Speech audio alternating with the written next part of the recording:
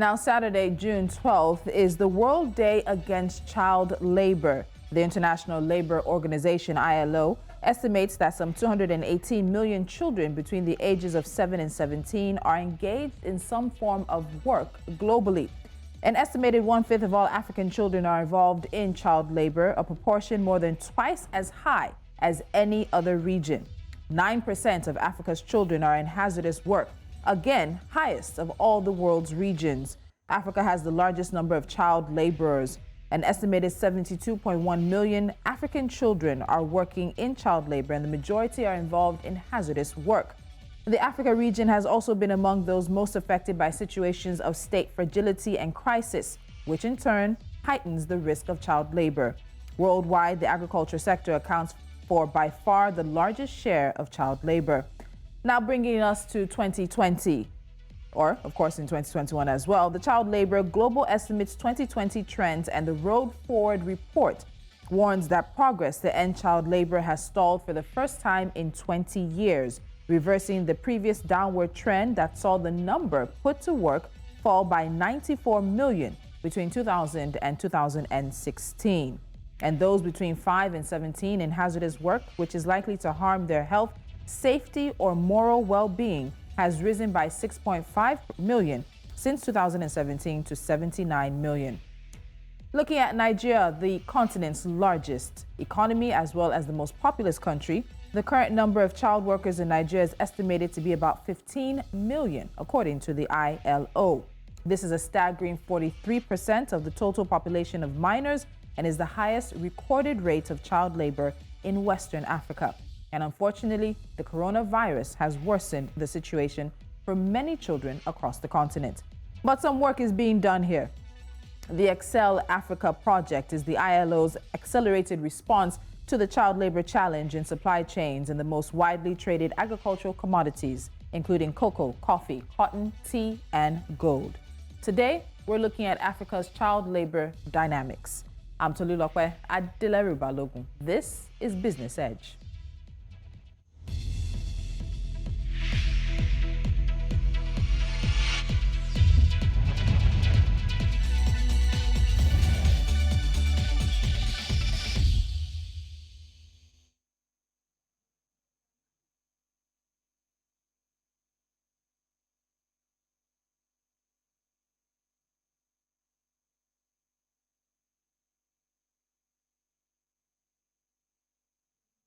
Now joining me is Vanessa Pala. She is the Director, International Labor Organization Office for Nigeria, Ghana, Liberia, and Sierra Leone. Vanessa, thank you so much for joining us on Business Edge. Thank you for having me. When we have conversations around child labor, as it may be, there are lots of those who believe that we need to contextualize it to the African setting in terms of the fact where African children in some way are traditionally expected to help their families out. And I think it's really good in these kind of conversations to start with a shared understanding. So for the ILO, in the African context, is the definition of child labor different than the definition we would say in the West? First of all, let me thank you for inviting the ILO to be part of this important discussion. The importance of regulating minors into the world of work and protecting children from exploitation is fundamental to the ILO. The ILO Convention 182 on the worst forms of child labor requires ILO member states to take immediate and effective measures to secure the prohibition and elimination of the worst forms of child labor. Additionally, the UN member states have committed through the Sustainable Development Goals, which is SDG Target 8.7, to take immediate and effective measures to eradicate forced labor. When we talk of child labor, and child labor is not different from Africa or from Europe or from the Western countries, the children can do work at home. Work such as normal house chores is work that children can do, but there are certain work that constitute child labor. For an example, children in employment, these are children that are working in both the formal and the informal economy, whether inside or outside their family settings, for pay or for profit or cash in kind, part-time or full-time, and do some domestic work outside of the child's own household for an employer. There's also children in permitted light work, and this refers to work that is not likely to harm children's health and does not limit school attendance, participation in vocational orientation programs, or the capacity to benefit from instructions. Now, when we talk about child labor, we talk about child labor that falls among the unacceptable forms of work. Child labor includes all work which by nature or on the condition under which it is carried or performed harms, abuses, and exploits the child, or deprives the child of an education and recreation. Child labor reflects the engagement of children in any work which denies the child of education, recreation, childhood, work with negatively influences its morals and exposes the child to harm. Okay. Now, there are also another additional form of work which requires urgent action, and this is the worst forms of child labor. And this entails all forms of slavery and forced or compulsory labor, the recruitment of children for use in armed conflict, the use or procuring or offering of a child for prostitution, for the production of pornography, or for the pornographic performances. Now, the use of child for illicit activities, in particular for the production and trafficking of drugs and work that by nature or its circumstances is likely to harm the health, the safety, and the morals of children. Now, that is what we are referring to as child labor. All right, so that is really quite an extensive definition, and it seems that, be it as it may, children are expected to have a childhood that leaves aside all these negative forms. But we know that that, unfortunately, is not the case. So according to, I think, some of the latest statistics, it's a total of 160 million children worldwide who are unfortunately involved in child labor, and this is coming from the beginning of 2020. When you now add the statistics and the numbers from 2020 and the aftermath of the coronavirus pandemic, we're expecting to see a lot more. But it's also interesting to note that this 160 million is actually an increase of about 8.4 million in 4 years. And there was a time when the ILO was seeing a downward trend regarding child labor, but now we're seeing increases again. So in terms of the numbers you're seeing, particularly in this West Africa region where you supervise, what numbers are we talking about?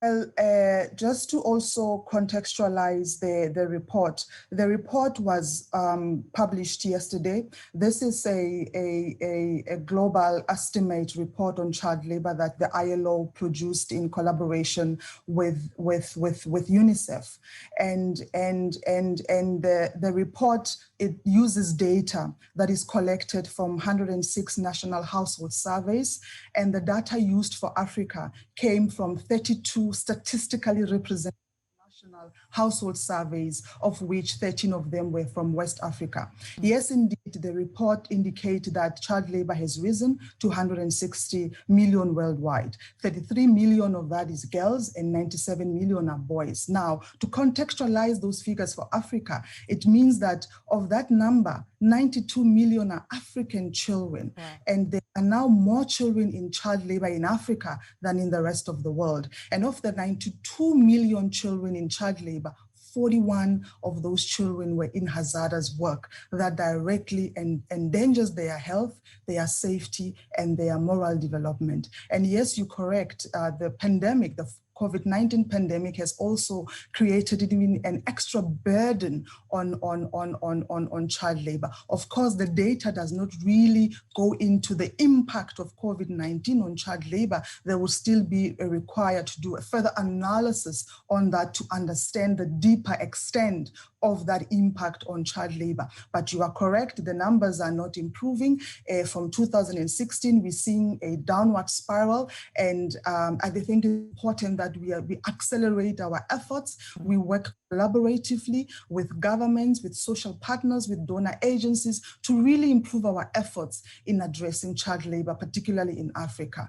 Okay, so when we talk particularly in Africa, it's not the choice, it's not the wish of many parents to have their children on the street talking or begging or have their children involved in, as you said, hazardous work that is detrimental to their well-being and their moral standing as well. But obviously, unfortunately, we see that the majority of children involved in child labor around the world are here on the continent. How are African children getting caught up in child labor? Because the impact goes to the families. The families are looking for extra income. They're looking for extra money to help pay the bills, to put a roof over their head, to feed them and sometimes their siblings as well. How are African children getting caught up in child labor? You know, the reasons or the drivers of child labor are multifaceted.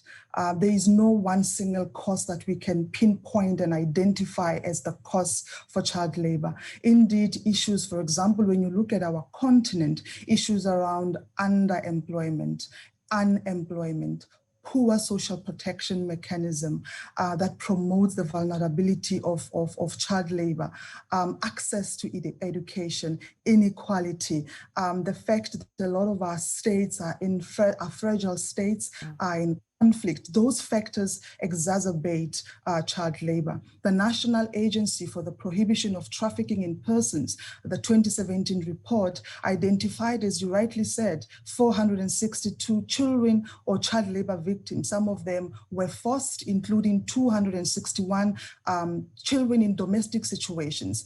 Of course, the ILO Convention recognizes poverty alleviation and quality education, two main strategic drivers that could really begin to eliminate child labor. And through the ASEL Africa project, which is an integrated approach, the ILO seeks to promote and enhance the national legislation and policies in order to comprehensively address the basic needs and rights of children that are engaged or are at risk of child labor. Now, under the project, we have supported quite a number of impactful interventions.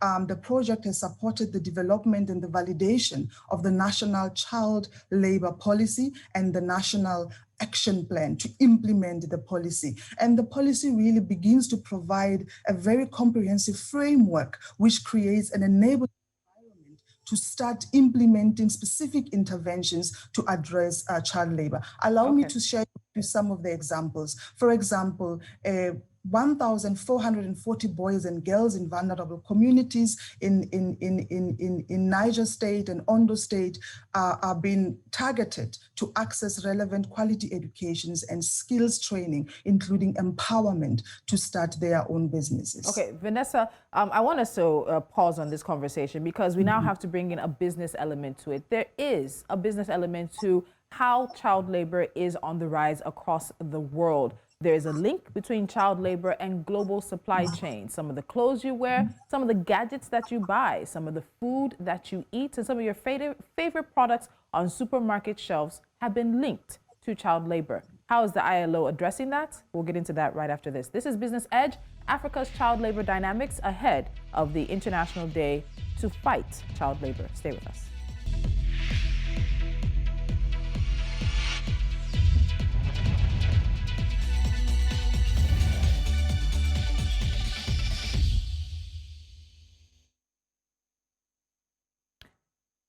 And still with me on Business Edge is Vanessa Pala. She is an ILO Director, International Labor Organization Office for Nigeria, Ghana, Liberia, and Sierra Leone. Now, Vanessa, I want us to talk about the global supply chain, how there's a business conversation to be had around child labor, because we know that there's a link. We've seen the Excel Africa project that is a response to the child labor challenge. And it focuses on the most widely traded agricultural commodities such as cocoa, coffee, cotton, tea, and even gold. Children are used in gold mining. We've seen the conversations happening with the Democratic Republic of Congo as well in terms of child miners there because of the gadgets, because of technology. So products on supermarket shelves, foods that are being moved around the world, things that people are buying, there are some links to child labor. Have any of these industries started to take an active step in being able to eliminate or completely eradicate what child labor is driving in these particular industries and sectors? Correct. There is commitment from the private sector to up their efforts in a collaborative manner in order to address issues of supply chain or child labor in supply chain. And of course, through the ASAL project and the initiatives that we have implemented, we are collaborating with employers organizations in the countries that we are operating in. And the employers organizations have also pledged their commitment to address issues of child labor in supply chain. Now, as I said before, child labor, the drivers of it are quite large and multiple in nature. And I think the issue around promoting decent work becomes very critical in order to implement and to provide decent jobs that will make sure that parents stays at work, and also interventions that allows children to stay at school. So if we look at it in a broader perspective, of course, addressing it specifically within the supply chain system, but also making provision of a regulatory framework that promotes social protection, that promotes education, that addresses poverty alleviation, that addresses rural economic development, I think we will begin to make interventions that are really producing best results. But there is collaboration, there is cooperation with the private sector to work collaboratively with governments, to work collaboratively with workers' organizations in order to address child labor. So as I mentioned earlier, a lot of child labor, as we agree, it's multifaceted, but does come down to families struggling to provide for themselves. And there was a study that the ILO did in the mid-2000s that found that the progressive elimination of child labor would actually deprive families of the economic value of their children's labor. The study estimated that a child's contribution to family income was about 20% of an adult, and that if child labor was eliminated, the global opportunity cost borne by households would be upwards of $246 billion. So you look at the economic cost of eliminating child labor for families, a lot of the families on the African continent that are struggling. How do we get to a compromise? Because there's also the difference between child labor and child work. How do we get to a compromise in which we can address the reasons why the children are out there working for their families, and what would be an economic loss that the families must bear if these avenues, as dangerous and as hazardous as they are to their children, are closed off to them? We cannot compromise the health of children. We cannot compromise the educational development of children for the sake of generating household income. Actually, the more we do that, the more we are creating even bigger problems for us in future. We are actually now limiting the potential of the African child to really contribute meaningfully to our continent. If we provide opportunities for our children to go to school, to get training, to be empowered, we encourage them to start businesses, to create jobs. I think that is even a much better contribution to our society than allowing children to work and contribute the income of the families. If you ask many of these children, they will tell you, I would rather go to school, I would rather play with other children outside and enjoy being a child than being at home or working in a family business and not being allowed to be a child. So we should actually start looking at the long-term implications of not addressing child labor. We are actually creating serious socioeconomic challenges for our continent. We are actually decreasing the potential of our continent in producing great leaders, producing, big businessmen, businesswomen, producing intellectuals that really drives the world. So we really need to apply a futuristic approach to child labor, allow children to go to school, allow children to be children, and then create decent work opportunities for parents so that they don't feel under pressure to bring their children into work. So I think, looking at it in that holistic fashion, but also with a very futuristic eye, will begin to really get us to address the basic importance of dealing with child labor. All right, so Vanessa, as we wrap up, I have to ask you this. The numbers right now are not good. 160 million, and some even believe it would be underreported, given that some countries have laws against kids not going to school, so families will not report that they're not taking their kids to school, and the children are actually rather involved in child labor. So the numbers are not looking good. An 8.4 million increase in just the past 4 years. But there has been some progress. It hasn't been enough, but I want us to end this conversation letting people know that work is being done and progress has been made. So let's just point out some of the places that you've seen progress in terms of the African continent, in this particular sub-region of West Africa as well, in fighting child labor. Very quickly.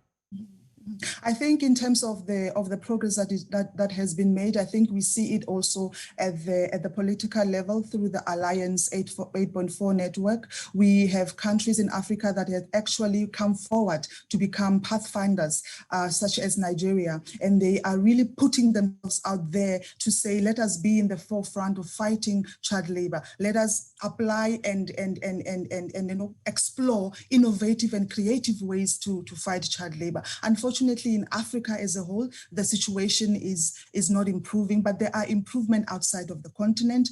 In Asia and Asia and the Pacific, in Latin America and the Caribbean. And I think, we need to do a better and a detailed analysis of what exactly are we not doing right and what exactly do we need to stop doing in order to achieve the kind of outputs or the kind of traction that we are looking for. It will require collaboration. It will require partnerships. It will require a lot of investment in supporting children. It will require legislation that promotes and strengthens social protection. It will require implementation and the availability of decent jobs. So it's going to take a lot of collaborative work to get it right. All right, and we hope that the world and particularly African countries are ready for that collaboration. Vanessa Pala, Director, ILO Office for Nigeria, Ghana, Liberia, and Sierra Leone. Thank you so much for joining me on Business Edge.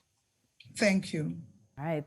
And before we wrap things up, you know that we also have a few stories that we're keeping our eyes on. Let's give you NC4 to watch.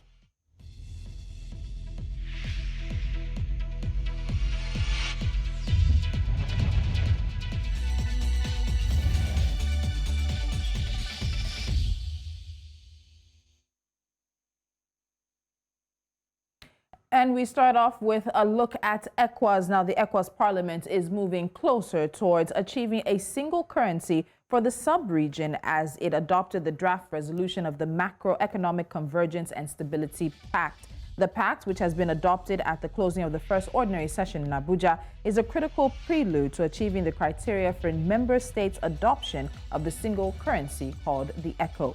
And next up on the list, the Food and Agriculture Organization has categorized Nigeria among the top 10 wheat importers in the world. The FAO warned that there would be an increase in the cost of food imports by the end of 2021, which it said would likely affect the world's poorest countries. Nigeria is the only African country in the top 10. Eskom has dampened a buoyant business mood, implementing stage 4 load shedding just hours after the South African Chamber of Commerce and Industry said business leaders expressed their highest level of confidence in trading conditions in 3 years. The electricity, gas, and water sector had already shown signs of struggling to cope with power cuts in the first quarter, contracting by an annualized 2.6% during the period. And finally, Kenya is adding another digital platform to the ease of doing business. The Kenyan Treasury intends to introduce an electronic over-the-counter trading platform for bonds. This should increase exposure of the securities to investors and improve pricing transparency. The Treasury Secretary said the government is working with the Kenya Bankers Association and capital market players to roll out the platform within a year. And that's it on this edition of Business Edge. As always, thank you so much for watching. Don't forget to head to our website. You can also subscribe to our YouTube channel if you've missed any of our conversations on business, economic, and financial issues coming from across the continent. Download our mobile app on Play Store and App Store. And don't forget to keep watching, because this is News Central, where we put Africa first. I'm Tolu Lokwe. Adila Balogun. Do have a pleasant weekend.